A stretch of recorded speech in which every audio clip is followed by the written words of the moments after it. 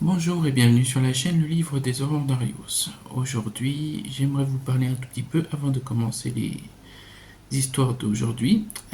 Voilà, tout simplement, j'aimerais me faire pardonner pour la longue absence que je vous ai fait subir. Voilà. Pour aujourd'hui, donc, il y aura 3 histoires pour me faire pardonner. Et j'aimerais partager donc une autre vidéo dans 2 jours, donc le 4, pour aussi donc me faire pardonner de cette longue absence. Et aussi parce que je ne pourrai pas publier avant le 19 septembre. Donc voilà, c'est une manière de se faire pardonner pour 2 raisons. Donc voilà, maintenant ça c'est dit. J'aimerais donc aussi vous parler que mon problème de miniature n'est toujours pas réglé. Je pense que, en fin de compte, je vais faire comme Naya.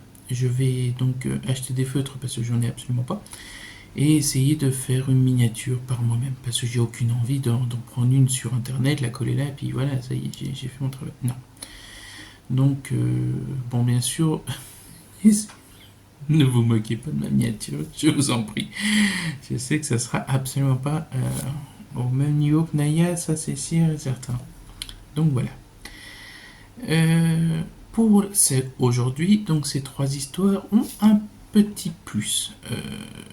En fin de compte, lors de la lecture de ces histoires, vous allez vous rendre compte qu'il y a un élément qui manque. En fait, j'aime beaucoup la réflexion et je me suis dit pourquoi pas vous partager 3 histoires où les protagonistes sont peut-être dans des situations où ne sont pas ce qu'ils semblent être. Et donc c'est juste une manière de vous faire aussi un peu réfléchir, de vous partager un peu. J'adore un peu taquiner. Je trouve que c'est bien de pouvoir voir, essayer de voir au-delà du texte même. Donc je vous laisserai deviner. N'hésitez pas à me dire en commentaire si vous avez trouvé ce qui clochait dans ces 3 histoires.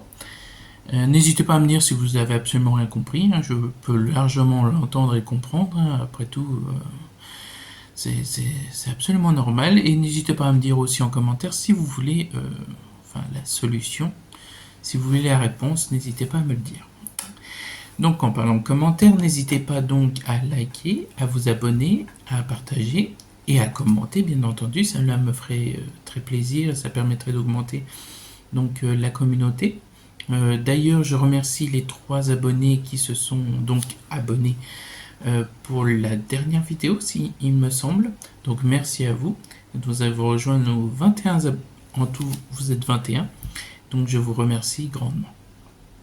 Et aussi, n'hésitez pas à activer la petite cloche pour avoir la notification sur les vidéos futures, même si une vidéo par semaine, bon, ça va, vous n'allez pas être enseveli sous la dose de vidéos.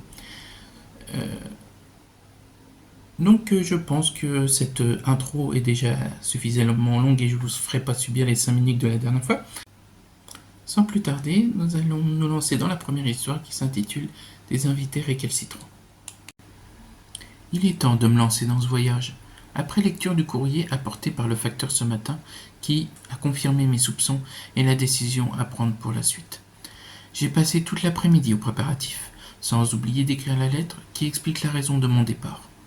Rejoindre mon bien-aimé enrôlé dans cette horrible guerre, le 19 décembre 1943.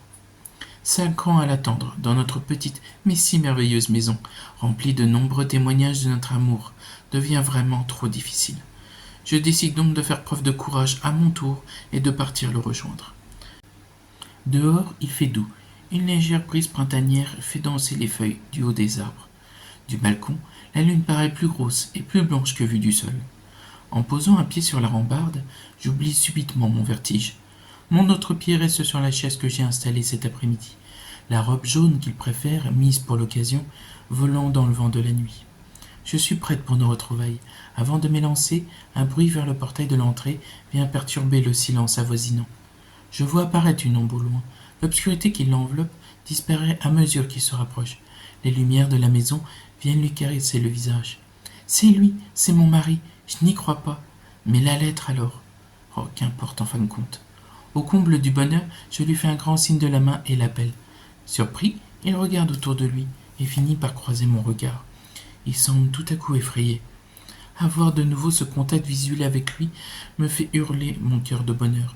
J'ai hâte de le retrouver, et je ne fais donc pas plus attention que ça à la peur qui se dessine sur son visage. Je cours comme je n'ai jamais couru, mais un cri strident me fait arrêter net. Pourquoi hurle-t-il? Il m'a pourtant vu. Je n'ai pas le temps de réfléchir davantage qu'un coup de feu résonne dans toute la maison. J'accélère aussitôt. Franchis la porte d'entrée, la scène qui apparaît devant mes yeux me remplit d'horreur. Je gis sur le sol, mes membres dans des positions étranges. Lui est maintenant sur mon corps, un pistolet dans la main et un trou dans la tempe. Je crie mon désespoir, mon être entier se déchire, tout mon monde vient de s'effondrer. Je n'ai pas envie de réaliser ce que tout cela signifie. Je vois soudain mon mari se relever et s'approcher doucement de moi, marmonnant des choses incompréhensibles. Je me réveille en gémissant de peur. Mon mari, qui dort à mes côtés, se réveille en sursaut. Ravi de le voir toujours en vie, je me calme doucement. Ce n'est qu'un simple cauchemar. Mon époux se rapproche de moi, inquiet. Il me serre dans ses bras et me prodigue des mots de réconfort. Plusieurs minutes passent, je retrouve enfin mon calme. Toujours sous la surveillance de mon bien-aimé, je me recouche et finis par me rendormir. Comme tous les matins depuis un an, je me réveille avec les premiers rayons du soleil. Mon homme n'est plus dans le lit. Je me lève donc et me dirige vers la cuisine, où je le retrouve, préparant le café. Moi, j'attends comme à mon habitude le facteur, qui arrive peu de temps après. Il dépose le courrier et s'en va, sans prendre le temps de s'arrêter 5 minutes, comme toujours. Les journées qui passent, puis les semaines, en compagnie de mon beau militaire, est une bénédiction du ciel. Seul ombre au tableau, après avoir fait pour la première fois ce cauchemar, des événements étranges ont commencé à se produire. Il y a plusieurs semaines, je prépare du poulet dans la cuisine, quand j'entends des voix derrière moi. Je me retourne, mais rien. Je me remets à la tâche quand la porte s'ouvre violemment, me faisant pleurer de peur. Le volume des voix augmente soudainement d'intensité. Mon mari accourt et essaye de me rassurer. Le silence est retombé. Je ne les entends plus. Je lui explique la situation, mais il me dit que ce n'est rien, sûrement le vent à cause de la fenêtre ouverte. Je lui dis que ce n'est pas cela. Il n'a pas le temps d'argumenter davantage, que des bruits de pas se font eux aussi leur apparition autour de nous, résonnant dans la cuisine, suivi d'un rugissement à nous en faire éclater les tympans. Nous sommes partis de la maison immédiatement. Nous y sommes revenus que le soir. Ce n'est pas le seul événement que j'ai pu recenser dans la maison. Des portes se claquent sans raison, des bruits de pas se font entendre, des fois venant jusque dans nos chambres. Il y a toujours aussi des bruits de meubles que l'on traîne alors que rien n'a bougé. Un soir, j'ai eu une énorme frayeur dans la salle de bain.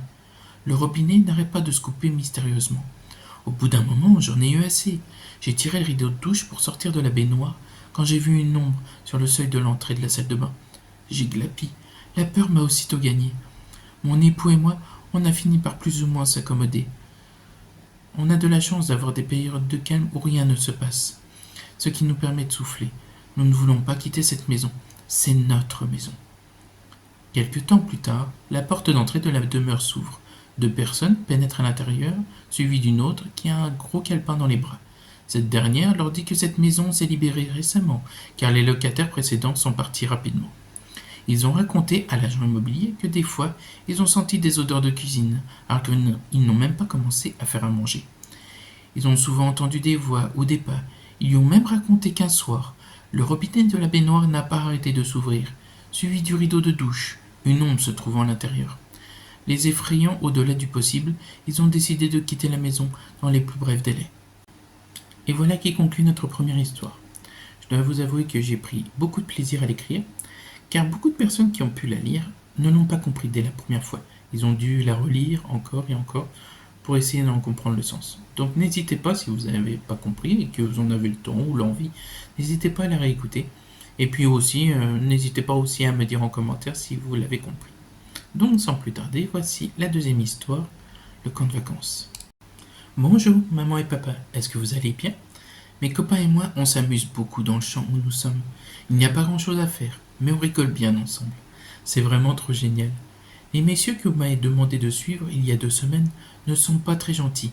Ils nous crient un peu dessus, mais cela parce qu'on est beaucoup d'enfants ici. Un de ces hommes, ils sont au moins une vingtaine, nous a dit qu'on est environ une centaine et que ce camp de vacances va être très amusant, que dans 3 jours, on va nous y emmener. Comme moi, mon ours Hector est très motivé. C'est mon anniversaire aujourd'hui, j'ai 12 ans. Dommage que vous n'êtes pas là. Quand je rentrerai, est-ce que je pourrais avoir un énorme gâteau au chocolat? Je vais vous raconter une histoire drôle. Il y a quelques jours, en pleine nuit, on a entendu des hurlements.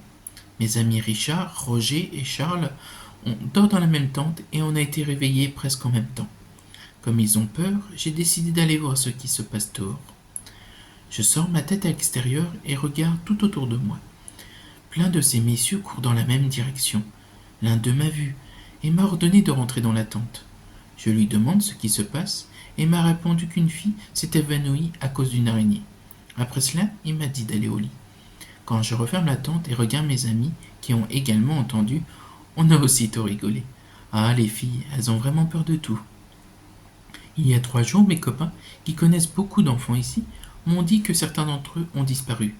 Comme ils sont dans ce champ depuis plus longtemps que moi, je comprends qu'ils se sont fait plein de camarades de jeu. On a posé la question à un surveillant du champ, mais il nous a appris que certains des enfants sont déjà partis pour le camp, qu'il nous envoie petit à petit, que ça évite le chahut. Avant-hier, on nous a ordonné de rester dans les tentes, et que beaucoup d'enfants vont nous rejoindre, qu'on va se faire plein de nouveaux amis. J'ai tellement hâte. Quand on peut enfin sortir, on voit les nouveaux. Ils ont l'air tout tristes. Ils sont tous rassemblés près des tentes de ceux qui sont partis. On veut s'approcher d'eux et s'amuser, mais les messieurs les ont fait rentrer dedans, dans leur nouvelle maison de tissu. On nous a dit de partir, et avec mes copains, nous sommes partis jouer au ballon près de la nôtre.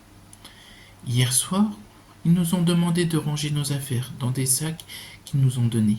Le lendemain matin, le départ doit se faire rapidement. On est tous excités. Demain, on va nous emmener dans ce lieu de vacances.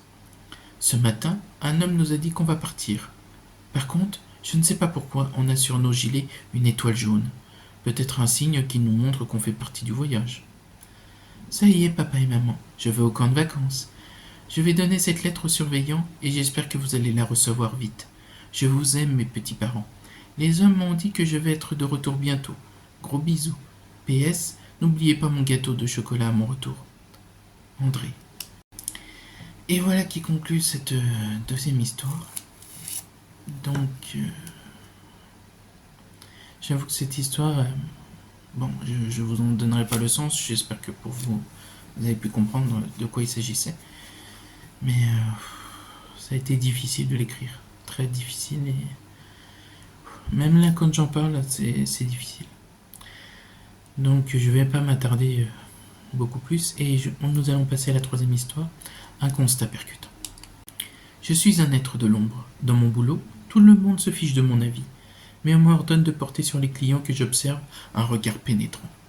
Ah, c'est sûr que ces gens-là font moins le mariole après, je vous le dis moi. Maintenant que je peux m'exprimer, je vais le faire, et en beauté. Pour commencer, parlons de mes collègues. Alors ceux-là, je peux pas les voir. C'est toujours moi qui fais tout le boulot. J'ouvre ma bouche pour aller et personne ne bouge. Même mes clients restent inertes tellement ils n'ont rien à dire. Et je vous parle même pas de mon chef. Vas-y que je te donne un ordre par-ci, un ordre par-là, même pas fichu de se salir les mains. Quel feignant. Il utilise souvent l'excuse « ça vient de plus haut que moi ». Et quand je viens protester, il n'écoute aucun de mes arguments. Je l'entends souvent se dire à lui-même « c'est pour la bonne cause ». Je vais t'en coller de la bonne cause, tu vas le sentir passer. En tout cas, je pense être un véritable canon. Que ce soit homme, femme ou enfant, personne ne me résiste. Tous mes clients tombent sous le charme et finissent aux pieds de mes collègues et moi. Je vais même grogner, ça va me donner plus de style. Mon statut me donne également le droit de rencontrer des gens haut placés, mais mon travail est de les descendre de leur piédestal. La chute doit faire un peu mal. Ils finissent toujours par être rouges de honte, comme tous ceux que je rencontre en fin de compte. Quand j'y pense, mon travail me fait rencontrer tout un panel de gens, de toute classe sociale, mais personne n'apprécie ce que je fais, car trop direct. Et à vrai dire, moi non plus. Mon boulot devient une routine. Mes supérieurs se fichent de qui nous avons comme client. On nous donne l'affaire, on s'exécute et basta. Je ressemble à un distributeur de balles, mais avec des dossiers en plus. Et le plus drôle dans tout ça, c'est que cela ne gêne personne. On moissonne beaucoup, car tout ce qui importe, à mes collègues comme à mes supérieurs, c'est de m'utiliser pour leur faire un deuxième trou de balle. Et voilà qui conclut donc cette troisième histoire et bien entendu la fin de la vidéo. Alors j'espère que cette histoire vous aura plu. J'avoue que moi personnellement je me suis amusé. Parce que vous allez, je pense vous rendre compte que ce personnage est haut en couleur et n'est pas forcément ce qu'il semble être, ce que je vous ai dit au début de la vidéo, donc j'espère que vous allez réussir à trouver qui je pense est assez simple. Donc voilà. Juste avant de finir, j'ai mon ventilateur qui fait un bruit terrifiant, mais le problème c'est que comme il fait terriblement chaud et que j'ai pas envie de ressembler à une grosse tomate, hein, et donc je l'ai installé. Donc je suis désolé si vous l'entendez donc en arrière-plan. Voilà. Merci à vous d'avoir regardé cette vidéo. J'espère que ces 3 histoires vous aura plu et n'hésitez pas à me le dire en commentaire. Ça me fait vraiment très plaisir comme je le dis à chaque fois. Et ça me permet aussi de savoir s'il y a des choses à améliorer ou si vous aimeriez d'autres histoires de ce style. Ou si vous avez des idées, n'hésitez pas. Et aussi, donc si vous avez des témoignages, des histoires à raconter et que vous ne voulez pas le faire, n'hésitez pas à me les envoyer à l'adresse lelivredesdarios@gmail.com. Ne vous inquiétez pas, le lien est en description. Et je me ferai un grand plaisir de raconter votre histoire.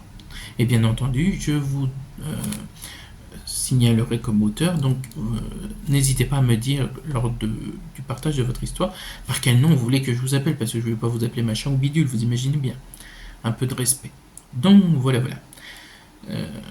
Gros bisous à vous, à dans 2 jours pour la prochaine vidéo pour m'excuser, et portez-vous bien, bisous.